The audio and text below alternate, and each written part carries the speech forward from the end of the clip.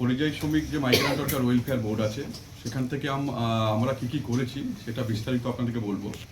তার আগে বলি, পরিযায়ী শ্রমিক মাইগ্রেন্ট ওয়ার্কার যেটা বলা হয়, যে পরিযায়ী শ্রমিক ভারতবর্ষের যে কোনো জায়গাতে যে কোনো মানুষ ভারতবর্ষের সংবিধান অনুযায়ী যে কোনো জায়গাতে কাজ করতে যেতে পারে।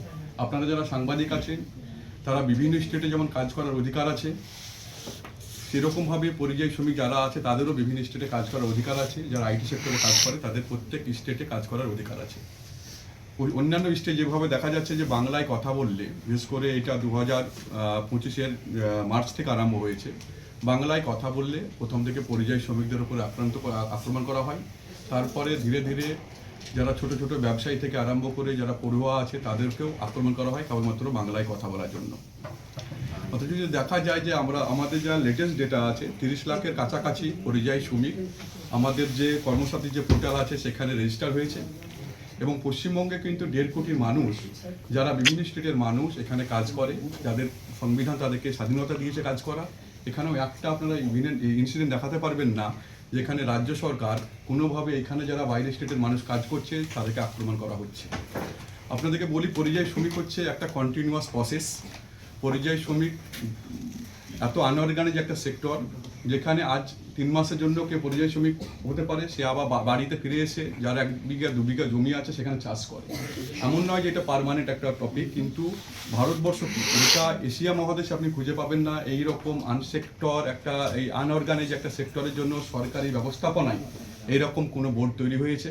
সেটা মাননীয় মুখ্যমন্ত্রী মমতা বন্দ্যোপাধ্যায়ের নেতৃত্বে কিন্তু এই বোর্ডটা 2023 সালে কিন্তু তৈরি হয়েছে। এই বোর্ডটা ভারতবর্ষের, আমি আপনাদেরকে চ্যালেঞ্জ দিয়ে বলতে পারি, একটা স্টেট আপনারা দেখাতে পারবেন না যেখানে ইউপি হচ্ছে পরিযায়ী শ্রমিকদের ক্ষেত্রে নাম্বার 1 বিজেপি শাসিত রাজ্য, বিহার হচ্ছে সেকেন্ড, এবং অন্যান্য স্টেট সবাই কিন্তু বিজেপি শাসিত রাজ্য, যেটা ফার্স্ট সেকেন্ড থার্ডে আছে, বেঙ্গল কিন্তু নয়।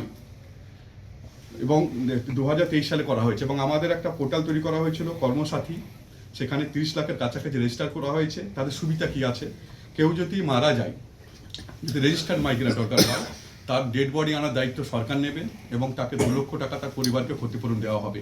এবং তার ডেড বডি দাহ করার জন্য, সৎকাজ করার জন্য সরকারি ব্যবস্থাপনায় করা হবে। এখন অবধি আমরা মতো কেস সলভ করেছি। 2 কোটি 1.5 লক্ষ মতো টাকা আমাদের মানে মাইগ্রেন্ট ওয়ার্কার সরকারি ব্যবস্থাপনায় করা হয়েছে, এবং 2 কোটি 1.5 লক্ষ টাকা মতো খরচা হয়েছে। এবং সেক্ষেত্রে দেখা গেলে 76টা মতো 76টা মতো ডেড বডি সরকারি ব্যবস্থাপনায় আনা হয়েছে।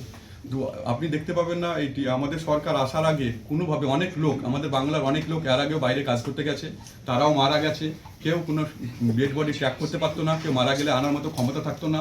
এই সরকার আসার পর, এই মাইগ্রেন্ট ওয়ার্কার ওয়েলফেয়ার বোর্ড তৈরি হওয়ার পর কিন্তু সরকারি ব্যবস্থাপনায় সব কিছু করা হচ্ছে। আমাদের একটা হেল্পলাইন নাম্বার তৈরি করা হয়েছে এবং হোয়াটসঅ্যাপ নাম্বার তৈরি করা হয়েছে।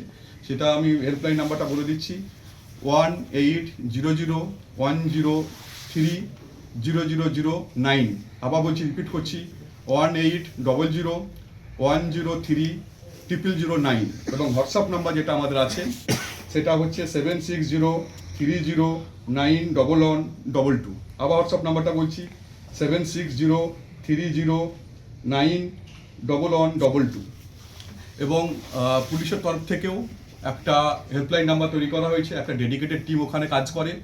যখনই কোনো ইনসিডেন্ট যখন ঘটে, আমাদের দপ্তর থেকে আরম্ভ করে, এবং আমাদের একটা দিল্লিতেও একটা নোডাল অফিসার আছে, এবং যিনার কাজ হচ্ছে বিভিন্ন স্টেটে যখন যে কোনো বাংলাভাষী যে কোনো মানুষ যখন অত্যাচারিত হয়, তখন উনি বিভিন্ন স্টেটের সাথে কথা বলে সেই কারণটা জানার চেষ্টা করে এবং আমরা প্রবলেম সলভ করার চেষ্টা করি। এবং নোডাল অফিসার কিন্তু আমাদের দিল্লি বঙ্গভবনে আমাদের মাইগ্রেন্ট ওয়ার্কার ওয়েলফেয়ার বোর্ড থেকে একটা অফিসও আছে, ওখানে একটা ডেডিকেটেড নোডাল অফিসার কিন্তু ওখানে আছে।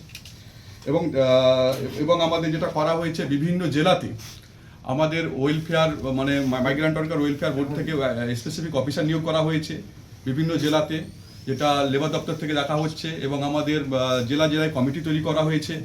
যত রকম করা যায় মাননীয় মুখ্যমন্ত্রী মমতা বন্দ্যোপাধ্যায়ের নেতৃত্বে এবং আমাদের দলের নেতা অভিষেক বন্দ্যোপাধ্যায়ের নেতৃত্বে সব কিছু করা হয়েছে। আপনাদেরকে আমি চ্যালেঞ্জ দিয়ে বলতে পারি, একটা স্টেটকে দেখাতে পারবেন না যেখানে মাইগ্রেন্ট ওয়ার্কার পরিযায়ী শ্রমিকদের জন্য এইভাবে সরকারি ব্যবস্থাপনায় কোনো রকম বোর্ড তৈরি করা হয়েছে।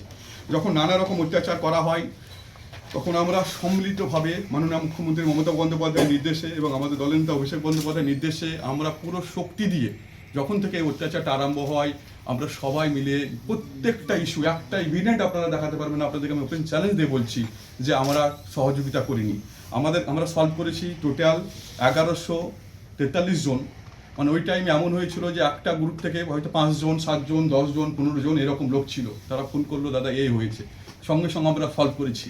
যেটা যে কন্ট্যাক্টগুলো আমরা পেয়েছি, বিভিন্ন গ্রুপে যে কন্ট্যাক্ট পেয়েছি সেখানে হচ্ছে 1143 জন। ওইখানে এমন যুদ্ধকালীন তৎপরতায় আমরা সবাই মিলে রাজ্য প্রশাসন, জেলা প্রশাসন থেকে আরম্ভ করে মাননীয় মুখ্যমন্ত্রী মমতা বন্দ্যোপাধ্যায় এবং অভিষেক বন্দ্যোপাধ্যায়ের নির্দেশ মতো আমরা পুরো শক্তি দিয়ে 1143টা গ্রুপ, যেখানে 5 জন, 7 জন, 10 জন, 15 জন করে এরকম লোক ছিল, যাদেরকে আমরা অনেককে ডিটেন করা হয়েছিল, অনেক অ্যাসাল্ট করা হয়েছে। যেমন অ্যাসাল্ট করা হয়েছে, মানে ফিজিক্যালি অ্যাসাল্ট করা হয়েছে 5 গ্রুপকে অ্যাসাল্ট করা হয়েছে ফিজিক্যালি, এবং লিঞ্চিং করা হয়েছে সোমনাথ দেবনাথ বলে একটা ছেলে, যার বাড়ি বীরভূমে নলাটিতে, তার মুন্ডু কেটে দেওয়া হয় আপনার পুনেতে। আপনার রাহুল সিং ওরও নলাটি বাড়ি, যার কান কেটে দেওয়া হয়েছিল মুম্বাইয়ে। আপনার রিসেন্ট জানেন জুয়েল রানা, যখন খবরটা আসে তখন আমাদের দলনেত্রী মাননীয় মমতা বন্দ্যোপাধ্যায় এবং আমাদের দলনেতা অভিষেক বন্দ্যোপাধ্যায়ের নির্দেশ মতো আমরা সবাই মিলে জেলা প্রশাসন থেকে আরম্ভ করে, রাজ্য প্রশাসন থেকে আরম্ভ করে, আমাদের দিল্লি নোডাল অফিসার থেকে আরম্ভ করে, পুলিশ সেকশন থেকে আরম্ভ করে সবাই আমরা অ্যাক্টিভ রোল প্লে করি। এবং ওখানে কেন করা হলো, আমরা ইমিডিয়েটলি একটা 0 সুতি থানাতে করা হয় আমাদের, এবং তার ফলে চাপে পড়ে 6 জনকে অ্যারেস্ট করতে বাধ্য হয়, এবং তার ডেড বডি আনা থেকে আরম্ভ করে A to Z সব কিছু আমাদের রাজ্য সরকারের ব্যবস্থাপনায়, আমাদের ওখানকার লোকাল বিধায়ক গেছিলেন, সব কিছু আমাদের করা হয়েছে। এবং যখন অত্যাচারগুলো চলে মারাত্মক লেভেলে, তখন আমাদের মাননীয় মুখ্যমন্ত্রী মমতা বন্দ্যোপাধ্যায়ের নির্দেশে আমাদের চিফ সেক্রেটারি উড়িষ্যা গভর্নমেন্টকে চিঠি করে, উড়িষ্যা চিফ সেক্রেটারিকে চিঠি করে যে অত্যাচার বন্ধ করা হোক, তার জন্য সেন্ট্রাল গভর্নমেন্টকে চিঠি করা হয়। অনেকে বলছে নাকি কিছুই করেনি,